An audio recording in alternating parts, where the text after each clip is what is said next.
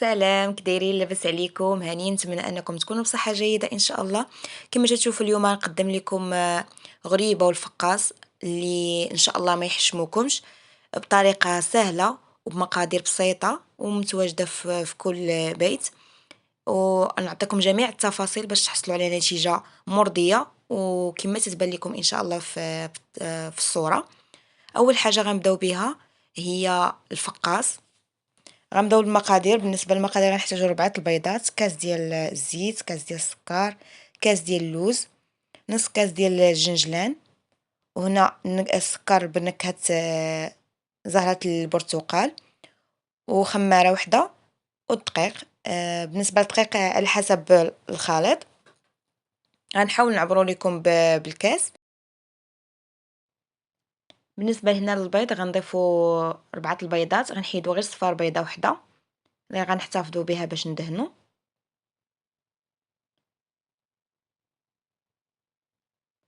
ونزيد واحد القبصه ديال الملحه وكاس ديال سنيده، ونخلطوهم مزيان حتى يذوب لينا السنيده مزيان. ونضيف هذاك الساشيه ديال النكهه ديال زهره البرتقال، تعطي واحد النكهه زوينه لهاد الفقاص. بالنسبه للناس اللي ما تعجبهمش هاد النكهه هذه في الفقاص يمكن له يعوضوها بالفاني. صافي نخلطهم مزيان وعاد نضيف الزيت.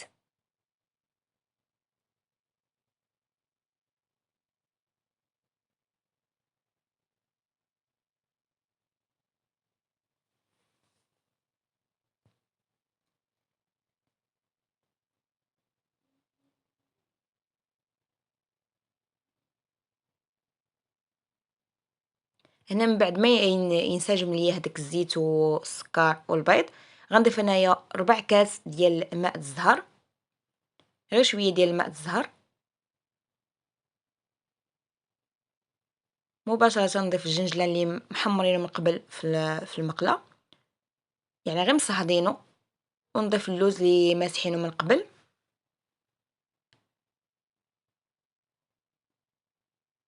هنا ساشيه ديال الخماره. مباشره نبدا نضيف الدقيق، يعني بطريقه سهله ان شاء الله تحصلوا على نتيجه زوينه في ديال الفقاص. هي اهم حاجه هي انه ما يكونش عندكم فقاص خفيف. الا كان الفقاص جاكم العجينه ديالو خفيفه، ملي غتدخلوا الفران غيضيع، يعني غيولي رقيوق، يعني ما غيجيش طالع مزيان.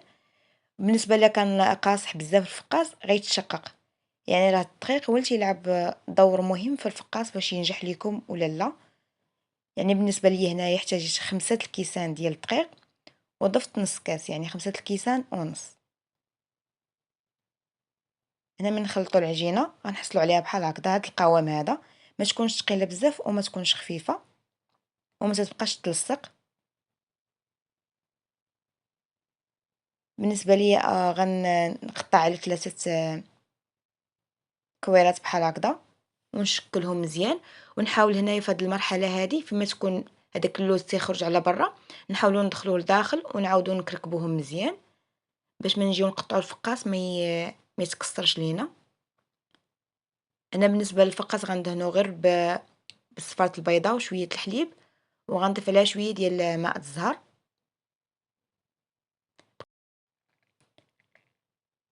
هنا ندهنو مزيان هاد الفقاص من الفوق، ونضيفو عليه هكذا رشيشات ديال الجنجلان.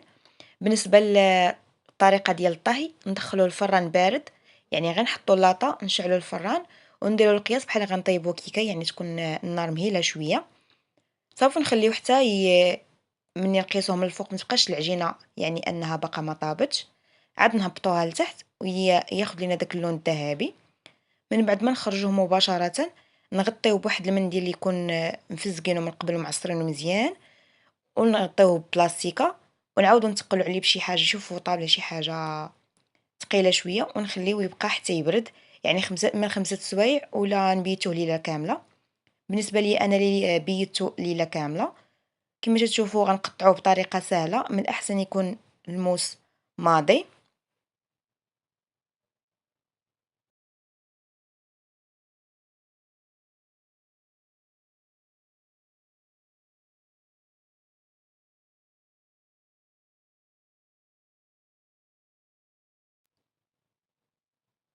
بالنسبة للطياب غندخلو الفران يكون سخون، ونخلي أو نشعل عليه من الفوق ومن التحت إلا كان الفران ديال الضو، ونخليه حتى ياخد هداك اللون الذهبي وتحمرين داك اللوزة ديال الفقاص.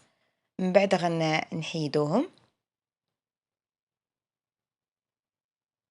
كما تشوفوا ما تيتكسرش نهائيا، ولا تبعتوا نفس المراحل ان شاء الله تحصلوا على نتيجه مزيانه. بالنسبه للغريبه البهله غنحتاجوا المقادير هنايا نص كيلو ديال الدقيق، هنا كاس ديال اللوز مقطع، ونص كاس ديال الجنجلان اللي محمر في الفران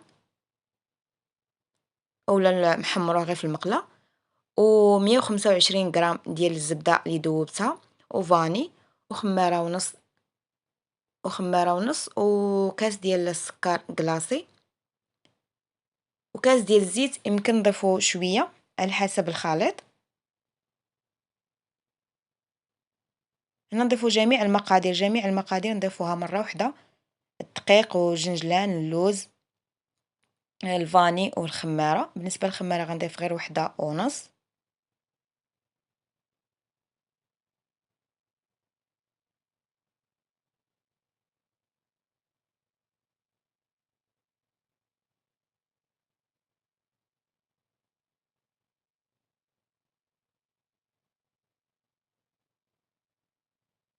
هنا ضفت النكهه ديال القرفه، درت هكذا واحد راس معلقه ديال القرفه، تعطيها هي واحد البنه زوينه.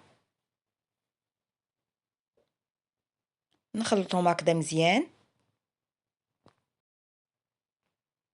من بعد نضيف الزبده اللي دوبتها من قبل. بالنسبه النوع ديال الزبده اللي تستعملوا هنا، من الاحسن يكون الزبده ديال التوريق. وغنضيف مباشره الكاس ديال الزيت، غنخلط مزيان. هنا اول حاجه خصنا نديروها هي اننا ندلكو مزيان العجينه، يعني نخدمو مزيان هاد الزيت مع هاد الدقيق وهاد المقادير اللي ضفنا، حيت في الاول تتبان لنا ان العجينه راها ناشفه وما يمكنش انها تجمع لينا، ولكن مع الدليك مزيان تتبدا تطلق هذاك الزيت والزبده ديال تبقى تطلق مزيان. هنا بالنسبه لي دلكت مزيان، وغنضيف شويه ديال الزيت، هنا تقريبا 4 كاس ديال الزيت. يعني من الاحسن تبقاو تخلطوا مزيان داك الكاس، تدخلوه مزيان في العجينه عاد تضيفوا الزيت. الا بديتو تضيفوا الزيت من الاول ما حدكم ما تتحركوا، غتبان لكم العجينه باقا ما تجمعاتش، وغتبقى تضيفوا الزيت وفي الاخير غتجيكم ميدمه بزاف وما غتجيش زوينه. هنا بالنسبه مني كملت هذاك 4 كاس، تتبان لكم العجينه باقا ما مجموعاش، واخا هكذاك تبقى تاخذوا بحصه بحصه بشويه بشويه، تدلكوها مزيان وتبداو تشكلوها، يعني باش تكون كميه صغيره في ايديكم دا غير تحكموا فيها. هكذا نبقى نشكلهم بهاد الطريقه هذه. ملي تتكمل لينا داك الكميه اللي دلكناها، نعاود نضيفو كميه عجينه صغيره ندلكوها مزيان ما بين ايدينا ونشكلوها حتى هي. هنا بالنسبه كيفاش نطيبوا هاد البهله هذه، غنشعلوا الفران مزيان حتى يسخن. بالنسبه للفران ديال الغاز نسخنوه مزيان، نقصوا واحد شويه، نقصوه يعني يولي ناقص اكثر من اننا نديرو الكيكه، نقصوه مزيان ونديروه لتحت، يعني النار تكون فوقه حتى تشقق لينا وتاخذ هذاك اللون الذهبي، عاد نطلعوها الفوق وتكون النار تحتها.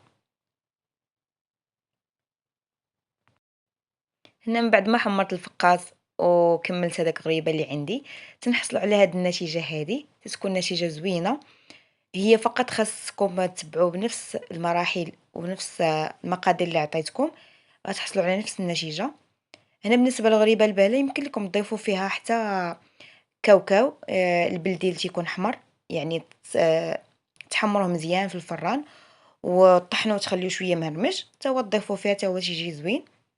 بالنسبه اللي ما بغاش يدير اللوز، انا غنقسم لكم غريبه باش تشوفوا كيفاش تجي من الداخل، تجي زوينه بزاف، وحتى الكاوكاو البلدي تيجي فيها زوين. بالنسبه للفقاس تيجي محمر ومذهب، والنكهه ديالو تجي زوينه، النكهه ديال الزهر، خصوصا اللي تيبغي النكهه ديال الزهر تيجي زوين بزاف. سوا نقطع لكم وحده كيفاش تيجي مقرمل وفي نفس الوقت هشيش.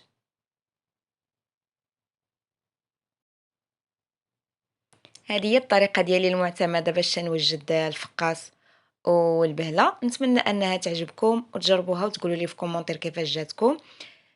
ما تنساوش لايك الفيديو والاشتراك في القناة بالنسبة اللي ما اشتركش معنا. شكرا بزاف للمشاهدة. بسلام عليكم والفيديو الماجي إن شاء الله.